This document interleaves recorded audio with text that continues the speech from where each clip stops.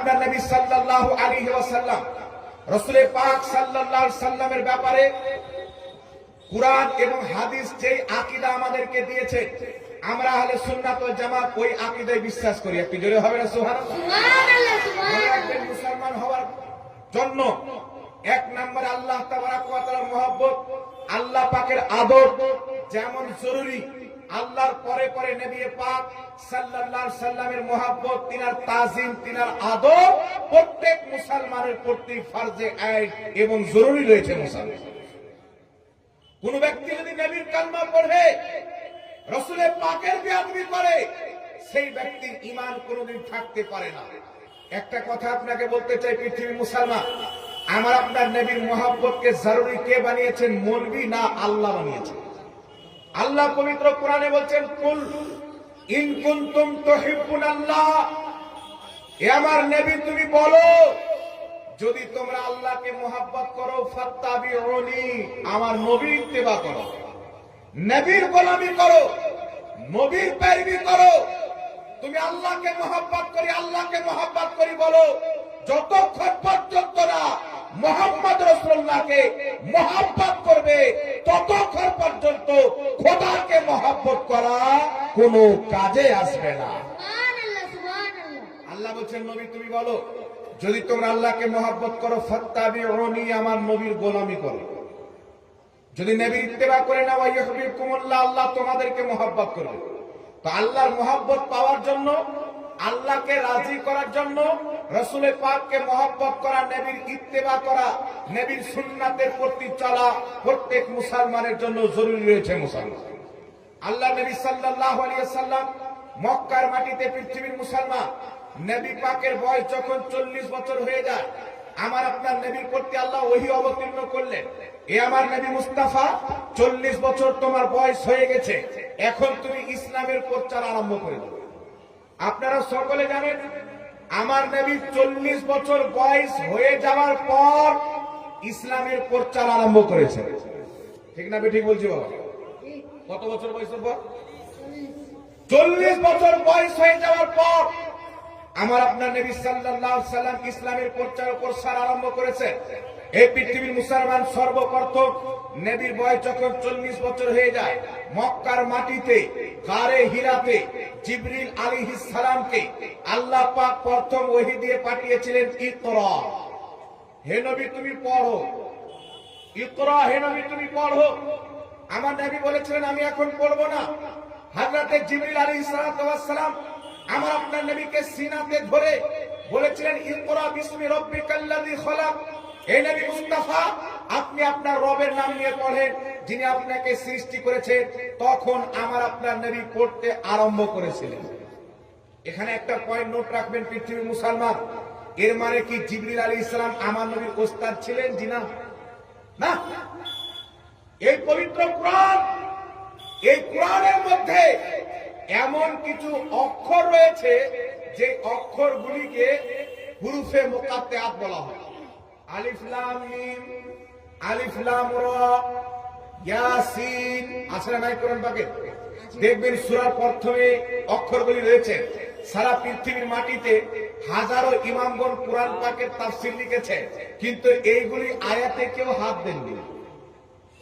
আলিফ লাম মিম, আলিফ লাম রা, তাহা, ইয়াসিন, এইগুলো হুরুফে মুকাত্তাআতের অর্থ পৃথিবীতে কেউ জানে না, এমনকি যে জিবরিল আলাইহিস সালামও জানে। ফেরেশতাদের সরদার যিনি ওহী নিয়ে আসতেছেন, তিনি পর্যন্ত জানে না। কিন্তু পৃথিবীর মুসলমান, জিবরিল আলাইহিস সালাম এসে বলছেন, ইয়া রাসূলুল্লাহ, আলিফ। নবী বলছেন, আলিম তো, আমি জেনে গেছি, আগে বলো।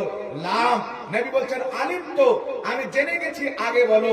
তিনি বলছেন মিম, নবী বলছেন, আলিম তো, আমি জেনে গেছি, আগে বলো। এই পৃথিবীর মুসলমান, আলিফ লাম মিম, আলিফ লাম রা, তাহা, ইয়াসিন, আইন, সাদ, এই যে হুরুফে মুকাত্তাআত রয়েছে, এর অর্থ আল্লাহ তাবারক ওয়া তাআলা পৃথিবীতে আমার নবী ছাড়া কাউকে জানায়নি, এমনকি যে জিবরিল আলাইহিস সালামকেও জানায়নি। তো যদি জিবরিল আমার নবীর ওস্তাদ হতেন, তো আলিফ লাম রা এর অর্থ তিনিও জানতেন। সুবহানাল্লাহ, সুবহানাল্লাহ। জানতেন কি জানতেন না? কিন্তু তিনি এর অর্থ জানতেন না। তিনি নিজেই তাজ্জব, ইয়া রাসূলুল্লাহ আমি নিয়ে আসতেছি, আমি এর অর্থ জানি না, আপনি কি করে জানলেন? তো আল্লাহ পাক আমার নবীর মুখে অন্তরে ইলহাম করে জানিয়ে দিয়েছে। এখানে একটা কথা বলতে চাই, কুরআন তো মানুষের শিক্ষার জন্য, মানুষ পড়বে, জ্ঞান অর্জন করবে, কিন্তু আলিফ লাম র, আলিফ লাম মিম কিছু অক্ষরের অর্থ আল্লাহ পাক পৃথিবীতে নবী ছাড়া কোনো ফেরেশতাকেও জানাননি, মানুষকেও জানাননি। এর কারণটা কি পৃথিবীর মুসলমান? তো উলামায়ে কেরাম বলতেছে, না জানানোর কারণ হচ্ছে কিয়ামতের সকাল পর্যন্ত কেউ যেন এটা দাবি না করতে পারে মুহাম্মদ রাসূলুল্লাহ যতটুকু কুরআন বুঝে আমিও ততটুকু বুঝি, এটা যেন দাবি না করতে পারে। তাই হুরুফে মুকাদ্দাসের অর্থ আল্লাহ নবীকে শিখিয়েছে, নবী ছাড়া পৃথিবীতে কেউ জানে না। তো নবীর মতন কুরআন পাক পৃথিবীতে কেউ বুঝতে পারে না। সুবহানাল্লাহ, সুবহানাল্লাহ। কথা বুঝতে পারছেন কি বলেন না বাবা? আল্লাহ নবী সাল্লাল্লাহু আলাইহি সাল্লাম 40 বছর বয়স, সর্বপ্রথম নিজের বংশের লোককে দাওয়াত দিলেন, খানদানের লোককে দাওয়াত দিলেন। আমার আপনার নবীর বংশের নাম ছিল কি? কুরাইশ। কি নাম ছিল বাবা? কুরাইশ বংশ। আল্লাহর হাবিব সাল্লাল্লাহু আলাইহি সাল্লাম তাদেরকে দাওয়াত দিলেন একত্রিত করে। রাসূল পাক সাল্লাল্লাহু আলাইহি সাল্লাম বলছেন, এ আমার বংশের লোক, আজকে তোমাদেরকে আমি দাওয়াত দিয়ে একত্রিত করেছি। কি জন্য জানো? আমি হচ্ছি আল্লাহ পাকের আখরি নবী। তোমাদের পর্যন্ত আমি আল্লাহর পয়গাম নিয়ে এসেছি, তোমাদেরকে আল্লাহর দ্বীন ইসলামের দাওয়াত দিচ্ছি। তোমরা আমার কালেমা পাঠ করো, লা ইলাহা ইল্লাল্লাহ মুহাম্মাদুর রাসূলুল্লাহ। আল্লাহ ছাড়া কেউ ইবাদতের লায়ক নয়, যোগ্য নয়। আমি মুহাম্মদ আল্লাহ পাকের রাসূল। এই কালেমা পাঠ করে 70 দিন ইসলামের অন্তর্ভুক্ত হয়ে যাও। তোমাদের বাপ দাদার যে ধর্ম রয়েছে, মূর্তি পূজা, অমুক পূজা, একে ত্যাগ করে এক আল্লাহর বান্দা হয়ে যাও। আমার আপনার নবী যখন এই এলানটা করে দিলেন, দাওয়াতটা দিয়ে দিলেন, তখন আপনার কি হলো?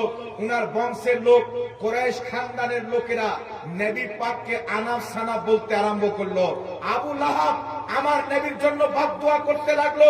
আমার আপনার নবী মুস্তাফা ওই পাহাড়ের উপরে বসে আছেন। আল্লাহ পাক পরওয়ারদিগারে আলাম এই আবু লাহাব আমার নবীর ব্যাপারে বদদুয়া করেছিল, তাই আল্লাহ পাক তারই প্রতি আযাব নাজিল করেছেন। আল্লাহ কোরআন পাকে বলছেন, তাব্বাত ইয়াদা আবি লাহাবি ওয়া তাব, আবু লাহাবের হাত ধ্বংস হয়ে যা। আর ধ্বংস হয়েই গেল, বল সুবহানাল্লাহ। সুবহানাল্লাহ, সুবহানাল্লাহ। ও বদদুয়া দিয়েছিলেন রাসূলের পাককে, আল্লাহ তারই হাতকে ধ্বংস করে দিলেন। এখন পৃথিবীর মুসলমান নবী পাক দাওয়াত দিলেন, করেছে, লোক সব ফিরে চলে আসলো। জি জি মুহাম্মদ, এই জন্য আমাদেরকে ডেকেছো, এই জন্য ডেকেছো। তারা ফিরে চলে আসলো। এইবার এইদিকে মদিনার মাটিতে সাইয়েদনা আবু বকর সিদ্দিক রাদিয়াল্লাহু তাআলা আনহু একজন ইহুদির বাড়িতে উনি ব্যবসা করতে গিয়েছিলেন মদিনা। ব্যবসার সামানগুলিকে ইহুদির আলিমের বাড়িতে রাখলেন। তো ইহুদি আলিমটা জিজ্ঞাসা করছেন, তোমার নাম কি? তোমার বাড়ি কোথায়? বলছেন, আমার নাম হলো আবু বকর ইবনে কুহাফা। বাড়ি কোথায়? বলছেন, মক্কাতে। তোমার বন্ধু আছে মুহাম্মদ? বলছেন হ্যাঁ। তার বাপের নাম আব্দুল্লাহ? বলছেন হ্যাঁ। তার বংশ হচ্ছে কুরাইশ? বলছেন হ্যাঁ। বলছেন, শুনো, তুমি মদিনা থেকে মক্কাতে যাবে, গিয়ে দেখবে তোমার বন্ধু নিজের নবুয়াতের এলান করে দিয়েছে, আর তুমি আবু বকর তার কলমা প্রথম পাঠ করবে। হযরতে আবু বকর সিদ্দিক আশ্চর্য হয়ে গেলেন। উনি চুপচাপ মক্কার দিকে রওনা হয়ে গেলেন। মক্কাতে এসে পৃথিবীর মুসলমান উনার বাড়ির লোককে জিজ্ঞাসা করছে, আমার বন্ধু মুহাম্মদ সাল্লাল্লাহু আলাইহি ওয়াসাল্লাম কোথায়?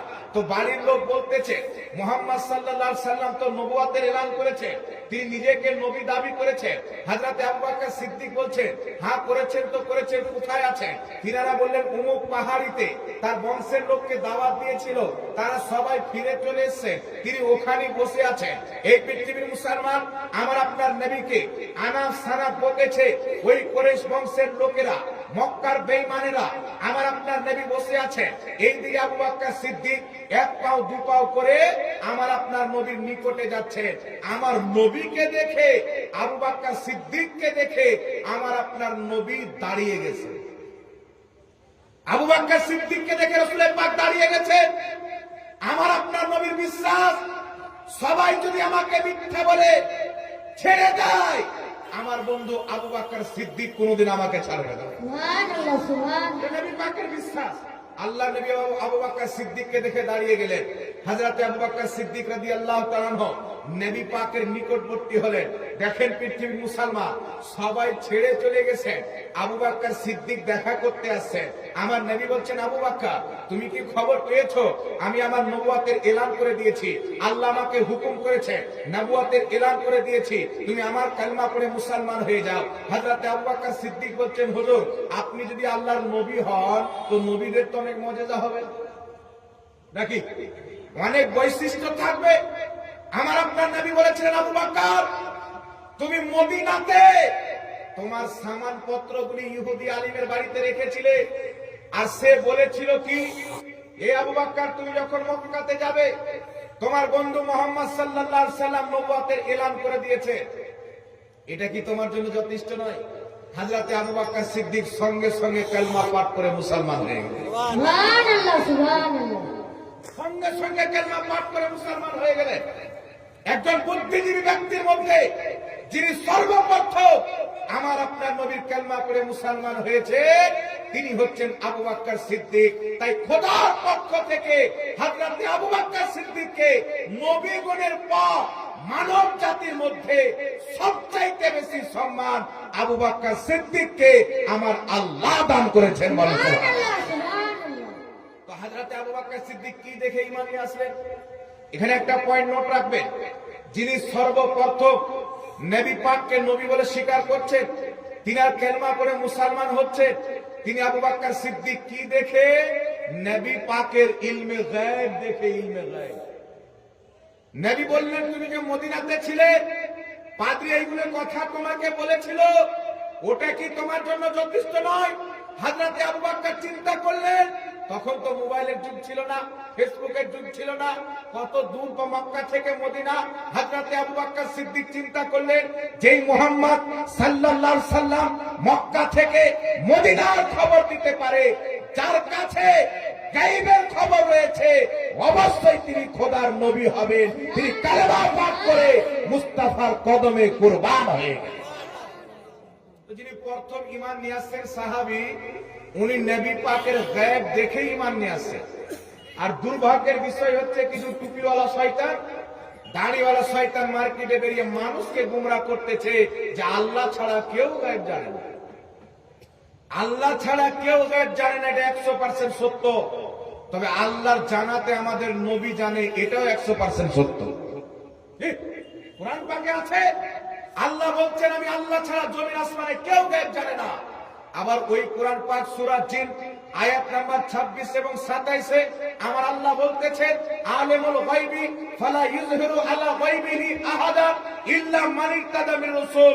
আমার আল্লাহ বলছেন আমি গায়েব জাননেওয়ালা, আমার গায়েবের প্রতি কাউকে ক্ষমতাবান করি না, অর্থাৎ কাউকে ইলমে গায়েব দান করি না, ইল্লা মান ইরতাদা মির রাসূল, আমি যেই রাসূলের প্রতি রাজি হয়ে যাই তাকে ইলমে গায়েব দান করে দিই। জোরে বল সুবহানাল্লাহ সুবহানাল্লাহ এরকম পবিত্র কোরআন সূরা আলে ইমরান 179 নম্বর আয়াত আল্লাহ পাক বলতেছেন, মা কানাল্লাহু লিইতলাকুম আলাল গায়বি ওয়ালাকিন্নাল্লাহা ইয়াসতাবি মির রাসূলিহি মান ইয়াশা।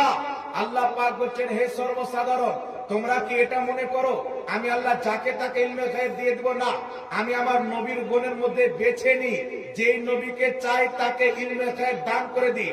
আল্লাহ পাক এই পবিত্র কোরআনে বলছেন, ওয়ামা হুয়া আলাল গায়বি বিদানিন, আমার নবী মুহাম্মদ সাল্লাল্লাহু আলাইহি সাল্লাম গায়বের কথা প্রকাশ্য করতে কৃপণতা করেন না, যেখানে যেমন প্রয়োজন পড়ে সেখানে তেমন গায়ব প্রকাশ্য করে। তো পৃথিবীর মুসলমান কোরআন পাকের একাধিক আয়াত কি বলছে? আল্লাহ ছাড়া কেউ গায়ব জানে না। একাধিক আয়াতে আল্লাহ বলছেন আমি নবীগণকে গায়ব দান করেছি। এর ফয়সালা আজকের মৌলবি কি করবে? ইমাম নিশাপুরী তাফসীরে নিশাপুরীর মধ্যে ব্যাখ্যা করেছেন, যেইগুলি আয়াত দ্বারা প্রমাণ হয় আল্লাহ ছাড়া কেউ গায়ব জানে না, এর অর্থ হচ্ছে আল্লাহ না জানাতে কেউ গায়ব জানে না। আর যেইগুলি আয়াত দ্বারা প্রমাণ হয় আল্লাহ নবীকে ইলমে গায়ব দান করেছে, তো আল্লাহর জানাতে আমার আপনার নবী ইলমে গায়ব জানে। বলেন সুবহানাল্লাহ সুবহানাল্লাহ আল্লাহ পাকের জানাতে নবী গায়ব জানে। নবী যদি গায়ব না জানে তো নবী কি করে হবে? কথা বুঝেন, নবী শব্দের আবিধানিক অর্থই হচ্ছে গায়বের সংবাদদাতা। এখানে একটা মাসলা হয়ে গেল। আমি আপনাকে বলতেছি শুনেন, আহলে হাদিসদের কিতাবটির নাম হচ্ছে দাউদ গজনবী। তাদের ইমাম দাউদ গজনবী লিখেছে, এই কিতাবের মধ্যে লিখেছে আল্লাহ পাক নিজের নবীকে ইলমে গায়ব দান করেছেন। সুবহানাল্লাহ, সুবহানাল্লাহ। আরেকটি কিতাব আহলে হাদিসদের শানে রব্বুল আলামিন, এই কিতাবের মধ্যে তাদের ইমামরা লিখেছে আল্লাহ পাক নবীকে ইলমে গায়ব দান করেছে। তাফসীরে বাইজাবির মধ্যে ইমাম বাইজাবি লিখেছে আল্লাহ নবীকে ইলমে গায়ব দান করেছে। ইমাম কাস্তালানি শারহে বুখারী মাওয়াহিবুল লাদুনের মধ্যে লিখেছে প্রত্যেক সাহাবার আকীদা ছিল আল্লাহ পাক নবী মুস্তাফাকে গায়বের জ্ঞান, গায়বের ইলম দান করেছেন। একটু জোরে বলতে হবে। সুবহানাল্লাহ, সুবহান। এই জন্য পৃথিবীর মুসলমান, এখানে একটা মাসলা আপনাকে